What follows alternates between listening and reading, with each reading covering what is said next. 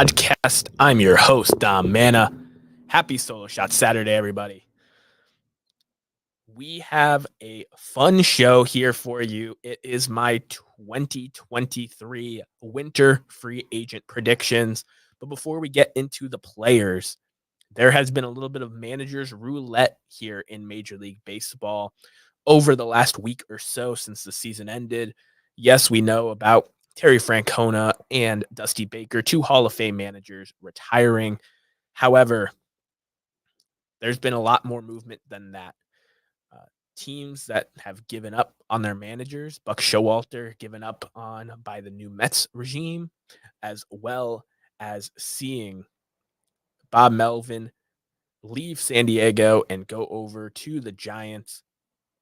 There's been some movement happening, and we now have another guy moving around. Ron Washington has taken the Angels job and will be there in whatever the Angels decide to put on the field this year. Back in the AL West, after the Rangers win the World Series, a lot of people said that Ron Washington was a big part of the reason that they were able to build a championship culture over there, not expect to be losers.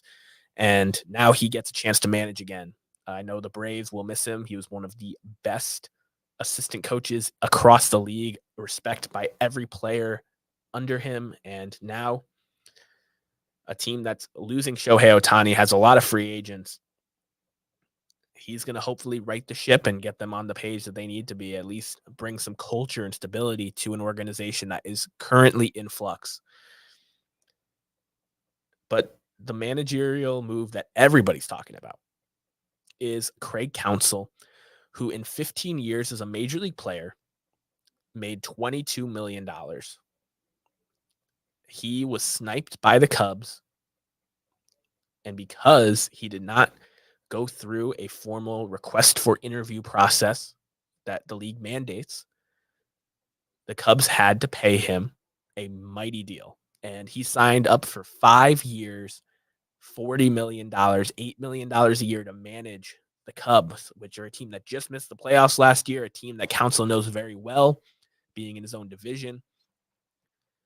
And I think that's a huge move that shows that the Cubs, despite what David Ross was able to build there, a guy that was on their team that broke their World Series drought, they're trying to level up. And I think that the rumors of them being a dark horse team for Shohei Ohtani, if everybody's calling them a dark horse, they're not a dark horse. They're actually in the race.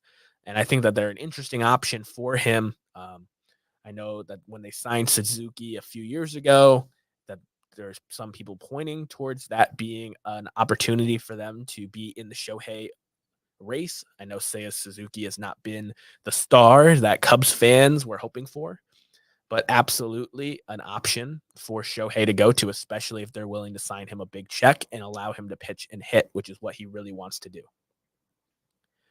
But when you look across baseball, Terry Francona has been replaced by Stephen Vogt, who was a really good backup catcher for many teams, including the A's, a guy who just loves baseball and talked about it after he retired at the end of last season that he'd like to manage in the future. And I think he's a perfect matchup for a small market team with Cleveland. I think that having a player's point of view in the dugout is usually a good thing. And I always like to see a guy who wasn't necessarily a star player, but someone that was respected and revered in the clubhouse getting into coaching. They usually end up being damn good managers. You look at Dusty Baker, Bruce Bochy, guys like Tony La Russa were not star players, Bobby Cox, etc. Joe Torre won an MVP. He was pushing towards the exemption.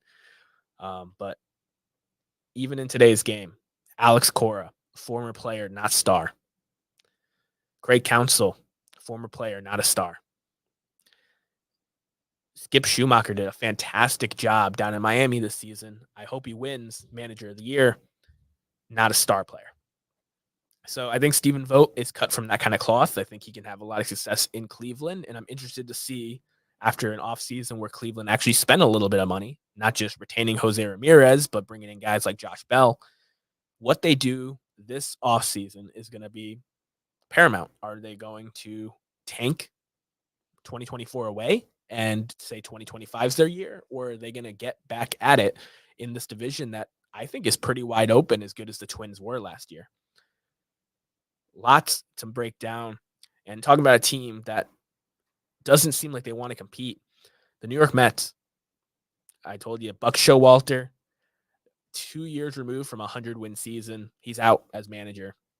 And they bring in Carlos Mendoza, who longtime coach for the Yankees, most recently serving as their bench coach. He gets the job, his first managerial job in the majors. Congratulations to Carlos Mendoza. But it is a sign that what Max Scherzer put out in The Athletic about Mets brass telling him that 2024 was not going to be the Mets year and that they were going to try to compete in 2025 and or 2026. Carlos Mendoza seems to be that kind of guy, someone that knows how to manage in New York, someone that has dealt with the media as well as the players, handling the New York spotlight well or badly. I think he's an okay hire, and it's going to be interesting what they do. But Buck Showalter getting absolutely flamed out of there. Everyone's up in arms about David Ross. To me, the Buck Showalter firing was worse. And it's something where you look across the league, the Milwaukee Brewers still need to fill their managerial spot. The San Diego Padres still need to fill their managerial spot with their managers leaving them this offseason. And then there's the Houston Astros, which to me is the most appealing job there is. This is a team that is built top to bottom with winners, young and old, controllable pieces, good pitching. And they're a team that has been in the ALCS the last 6 years. This is a team where I think a Buck Showalter would be very intrigued and hopefully taking phone calls to come over there. There's been thoughts that Dusty Baker might want to promote from within and have an upstart manager who's been around this core for a while take over. But it'll be really interesting to see what the Astros do. Nothing against the Padres or Brewers. They're teams that could be in the playoff mix next year with some moves in the free agency as well as a good manager at the helm. But I think you're seeing this push for managers, and if it's not the guy that you believe in, moving on because of Bruce Bochy. I'm not saying that everybody can call a Hall of Fame manager and get him off his couch out of retirement and get him to come manage your team and win a World Series, but seeing teams being willing to do that and how managers can be the missing pieces a lot of the time, I'm really thinking that's why the manager turnover has been what it is this offseason, not just from the basic retirements and underperforming coaches that got fired or underperforming coaches that actually kept their jobs. It's all about, how do you think this guy is unlocking your players, and do you believe in him going forward? Now, this is where the fun begins as we get down to first base. Where are these pitchers going to go? I think that the pitching landscape in baseball has changed with the pitch clock, and pitchers are viewed in a whole different light. You're not expecting every pitcher to be a 200 plus inning workhorse that gives you 7 every night. You're just hoping for efficiency the first 2 times through the lineup and hoping to play a bullpen game a lot of the time after that. So when you look at the pitchers that are available, there's a lot of interesting arms. Blake Snell is the number one name, though. He's about to win his second Cy Young, join a very elite list of players to win the Cy Young in both leagues, and he's going to get paid. This is a guy that hasn't thrown 200 innings in a single season, but he is super efficient at getting through the batters and preserving his arm. So Blake Snell, to me, is going to be the number one pitcher on the market.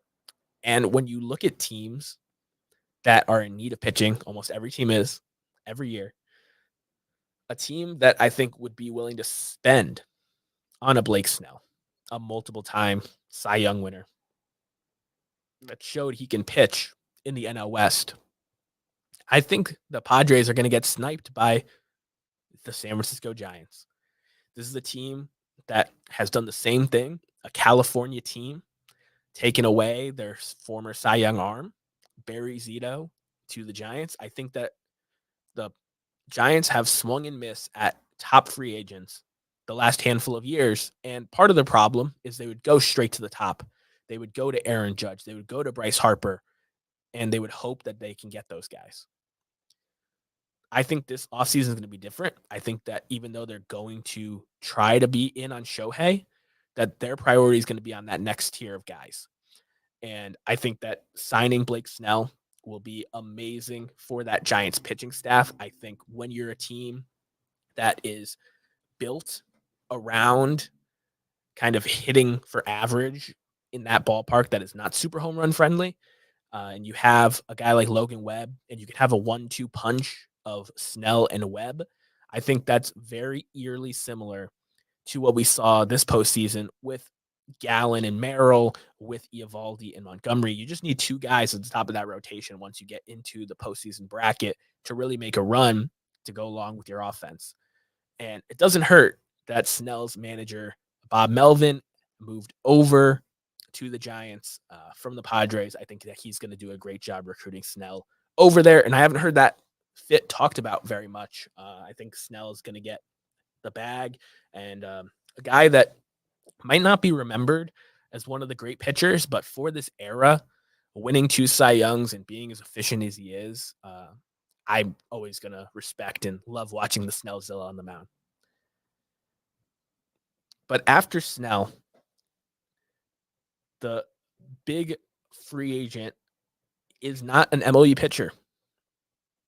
And when you look at the Japanese players that have come over the last handful of years, it's really fun to look at these names of guys that some have had really great success and others have not done much as of late.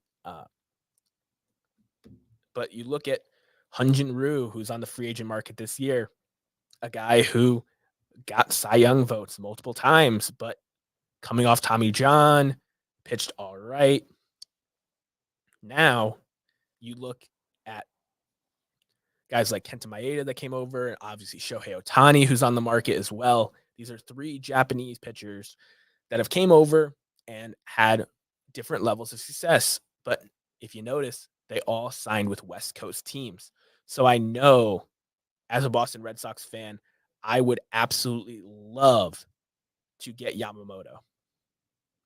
He's only 5'10", but he's 25 years old. And not only has he shown overseas that he is a true ace, but in the World Baseball Classic against major league hitters, he was cruising. And the Oryx Buffaloes were super awesome because of him. I mean, he has won both Pacific League MVP and the Saramura Award, which is Japan's version of the Cy Young. In the past 2 years, he's won a Triple Crown for pitching. He is an elite pitcher. He doesn't have the biggest frame, so longevity might be a concern for some people, but he's going to get a big contract because he's 25, and we've seen the success of all these Japanese players coming over. The ones that are at the top of the game usually end up being amazing major leaguers, all the way back to Ichiro. I know that my Boston Red Sox have been big on Yamamoto. They signed Yoshida last offseason, and they definitely have a history of being able to recruit and get Japanese stars. Daisuke Matsuzaka, Hideki Okajima as some names as well. But Yamamoto, I don't think is coming to Boston. I think when you look at the teams that are on that West Coast that are so appealing to a guy like Yamamoto, the Angels aren't going to be in play. The A's aren't going to be in play. The Giants, I'm telling you, they're getting Snell. So that leaves the Dodgers and the Seattle Mariners. Now, I think the Dodgers are the most obvious Shohei Ohtani destination. I think it just makes way too much sense. But if you look at it, the Dodgers' weakness this year was pitching. And they can fill that DH spot with JD Martinez, bringing back a Justin Turner. And it won't be Shohei Ohtani in the box. But I think Yamamoto is going to be a huge target for the Dodgers. But this is where it gets interesting. The Seattle Mariners, they lost Robbie Ray last season. And while they're paying Castillo a lot of money, there's been a lot of talk that Kirby and Gilbert are on the trade block. And I think that if they can trade one of those two guys, get some offensive players, both prospects or major leaguers, and they can add Yamamoto to that rotation, I think that's something the Mariners have shown they're willing to spend. They gave Julio Rodriguez that huge deal. They have great ties to the Japanese market. And I think they're not realistically in the Shohei market. I give them a swinger's chance, but I think they're way more likely to get Yamamoto. So I actually have Yamamoto going to Seattle. I think that they're going to roll out the Brinks truck for him. And I think that the fit just makes a lot of sense, putting him in a rotation where he doesn't have to be the guy, but he definitely still can be. And putting him in a division where the team in front of you just won the World Series. The other team lost their Hall of Fame manager, but they've been in 6 straight ALCSs.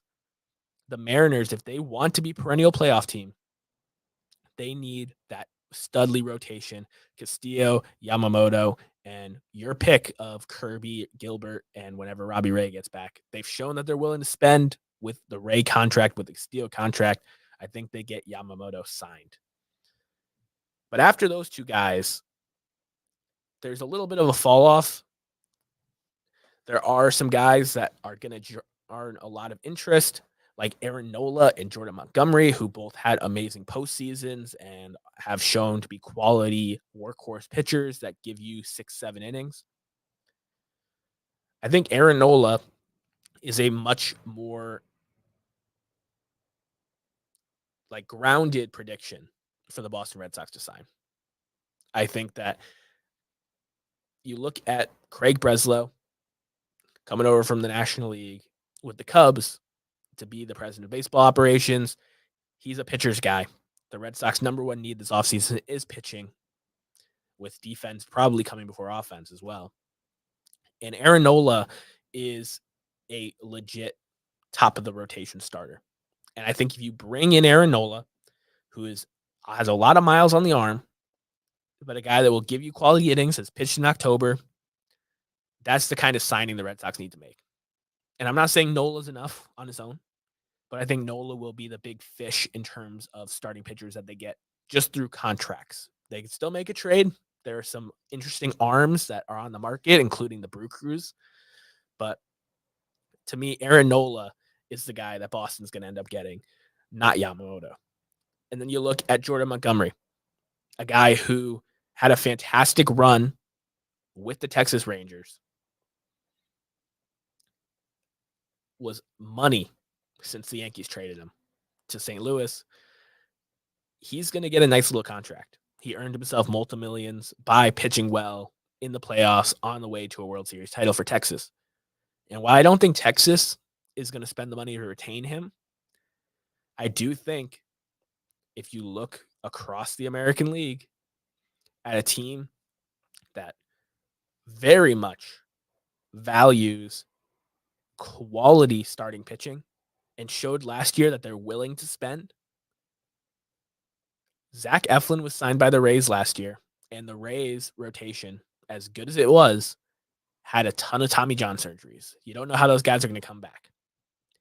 I think signing Jordan Montgomery to a 3 or 4 year deal is in the range of outcomes for the Tampa Bay Rays. Now, I know when you look at the top 5 starting pitcher on the market, nobody's going to predict the Rays to sign him. But I think if an American League team is going to get him, it's going to be the Rays. When I look across to the National League, the team that just screams out to me is the Cubs.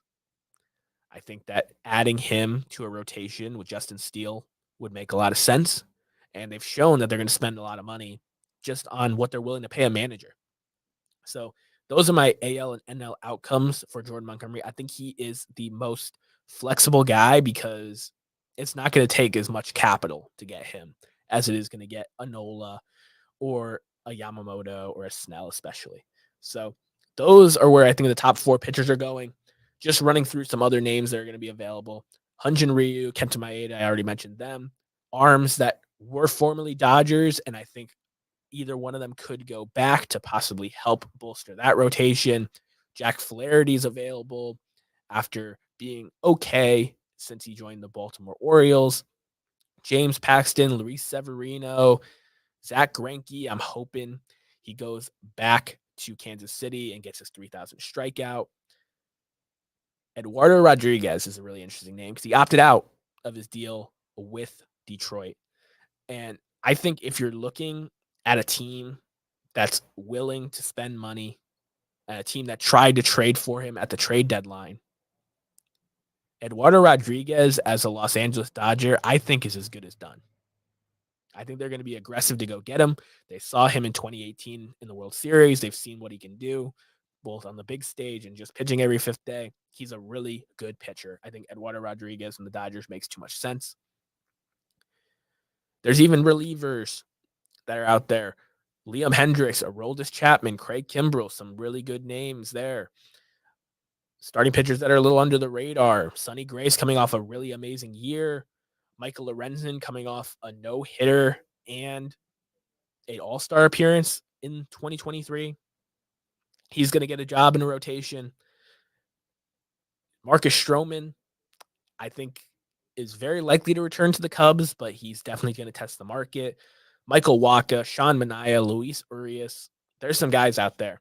But the bullpen arm that everyone's talking about is Josh Hader. He showed that he doesn't pitch more than three outs. He doesn't come in and pitch after pitching back-to-back days.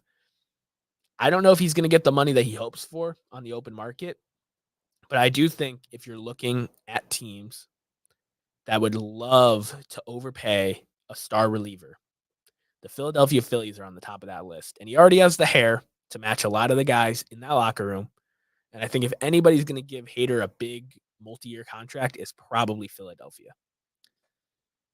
Now, switching over to the hitters, this is a much weaker class. I think the pitching class, both free agent and who's possibly available in trade, is the best it's been in years. And next year is going to be also very good. But outside of Ohtani, the hitter market is a little weak.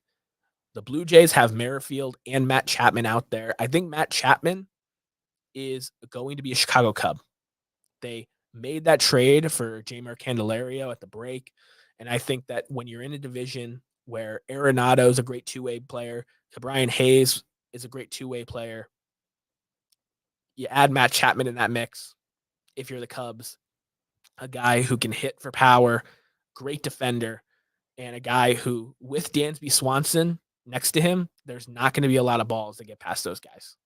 And that defense is going to help them as they continue to build from the ground up. Whit Merrifield's a really fun offensive weapon. I think that the Blue Jays should try to re-get him, but if they're not able to re-sign Merrifield, you look across the league, speed is becoming a very valuable piece to the puzzle. And a team that has almost no speed, that would be great to have speed up the middle.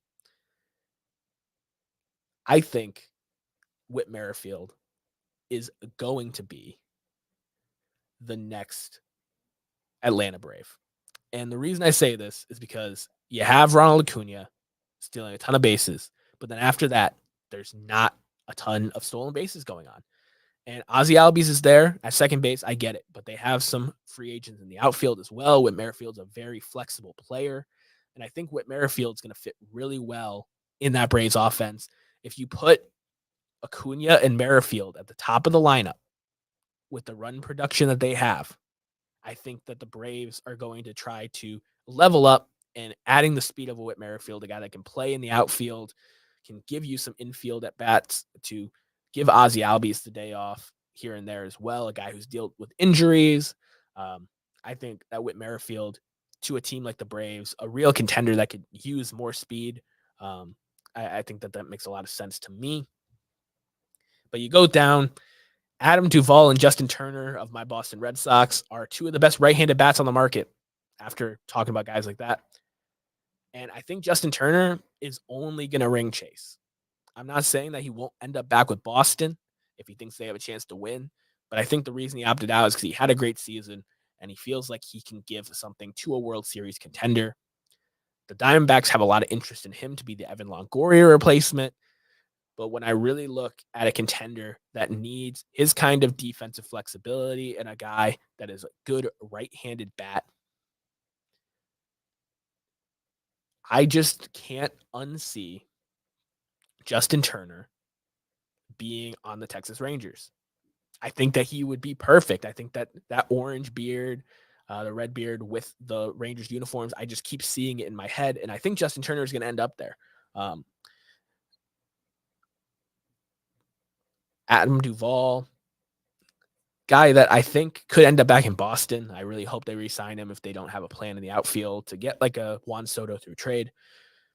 But if you look through the rest of the bats, Jorge Soler and Rhys Hoskins have a lot of pop. Cody Bellinger is probably the biggest hitter name on the market, but Cody Bellinger hit 190 2 years ago. I wouldn't touch Cody Bellinger with a 10-foot pole. If he's willing to take like a 2-year deal, maybe if I need a left-handed bat that can play first base or in the outfield. But Cody Bellinger scares me. I think he is the biggest trap in this free agent class.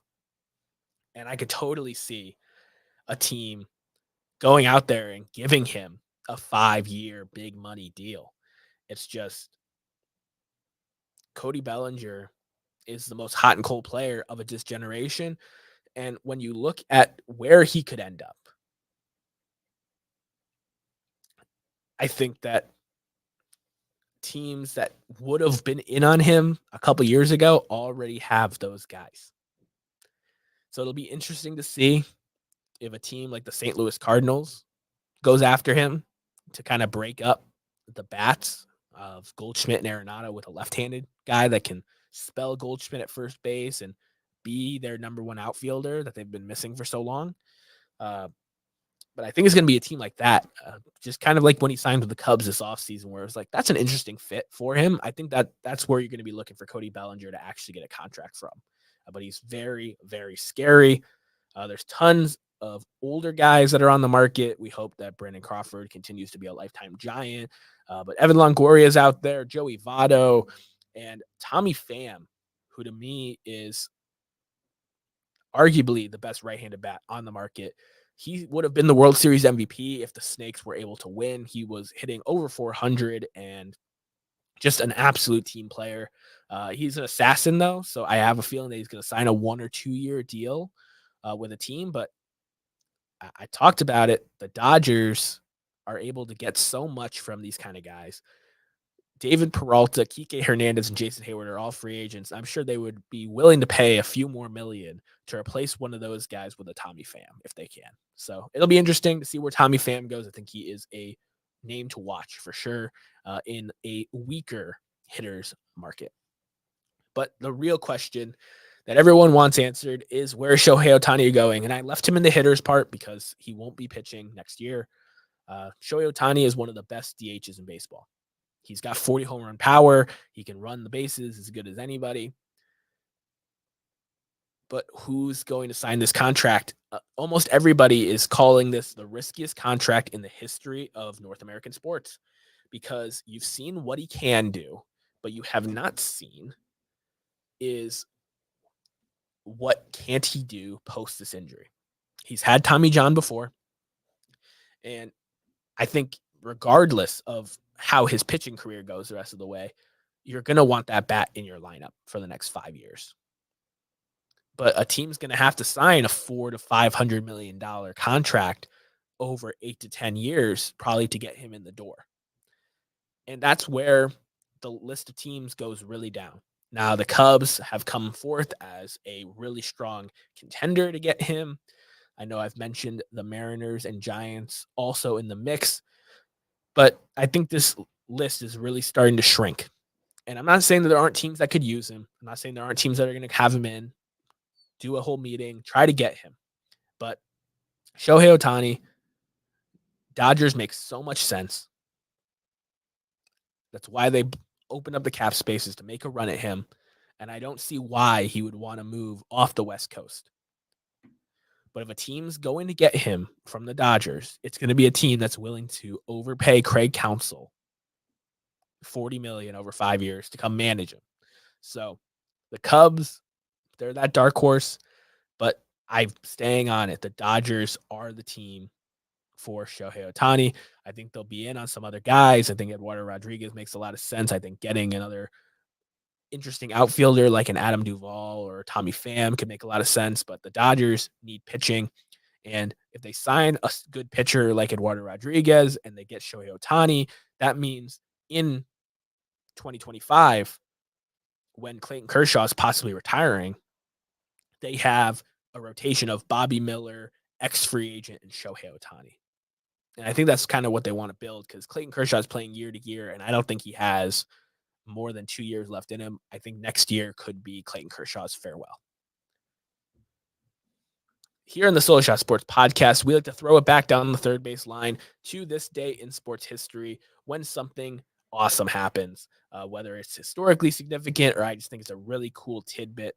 And this day had a ton of awesome moments. November 11th, 11/11, it's a lucky day.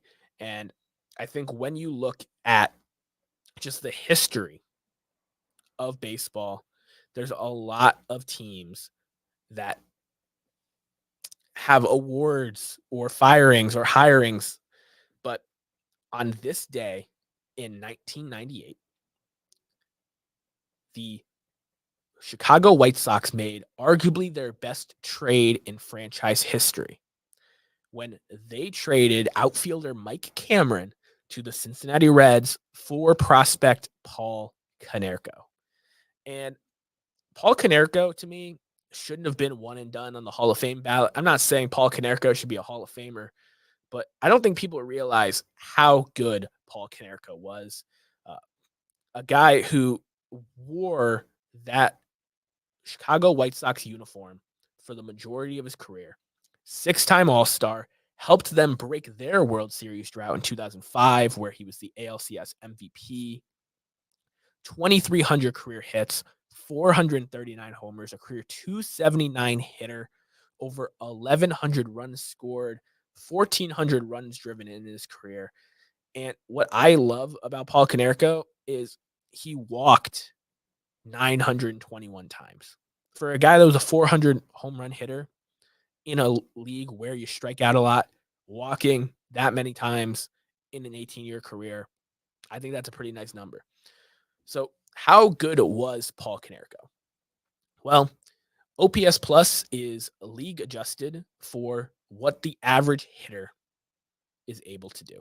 And not only did Paul Konerko have a 13-year stretch where he was an above average hitter, where he was a 160 hitter one of those years, OPS Plus, but he had a career 118 OPS Plus and over 4,000 total bases. This is a guy that played every day, got hits, played a good defensive first base, and was an above average hitter for a long time in Chicago. The Windy City loves him. And we talk about the Cubs a lot on this episode for them stealing Craig Counsell away, for what free agents and trades are they going to do to kind of leapfrog off of this move. But that team on the South Side, don't forget about them. They have a very rich history in baseball, and Paul Konerko, one of their franchise cornerstones, was made a White Sox on this date in 1998. I appreciate each and every one of you for spending your Saturday or part of your week with me. Hugo and everyone that joined in the chat, I appreciate you, especially. The home plate here, though, is learning from the new format. I talked about it a little bit, but the new playoff format with the new rules, the pitch clock, the bigger bases, the no shift. How are teams going to learn from the first full season of the new format? I think you're seeing the managers being prioritized a lot more because of it. You can outmanage a guy in a 3-game set, in a 5-game set, and you just have to make the playoffs. I think we saw it at the trade deadline. It was a more boring trade deadline, less teams sold than we would have hoped. These teams are going to show you this offseason what the new age of Major League Baseball really looks like. And I'm excited to see how these teams build. I'm excited to see the trades that are on the table. Guys like Juan Soto possibly being available again is outrageous. So there's a lot to watch this offseason. And I'll try to be here every single week, giving you all the updates and all my opinions along the way. For more baseball content, I'll be live reacting to the bigger signings and trades on the app formerly known as Twitter at DominicMana44. And I look forward to, in this next month and throughout the offseason, bringing you guys more and more stuff that I've been planning on. It's going to be a fun time, and I can't wait to transition into the offseason, keeping you updated on all the moves and getting you primed and ready for the 2024 Major League Baseball season. I hope you guys all have an amazing Solo Shot Saturday and a fantastic rest of your week. I'll catch you guys in the next one. Peace.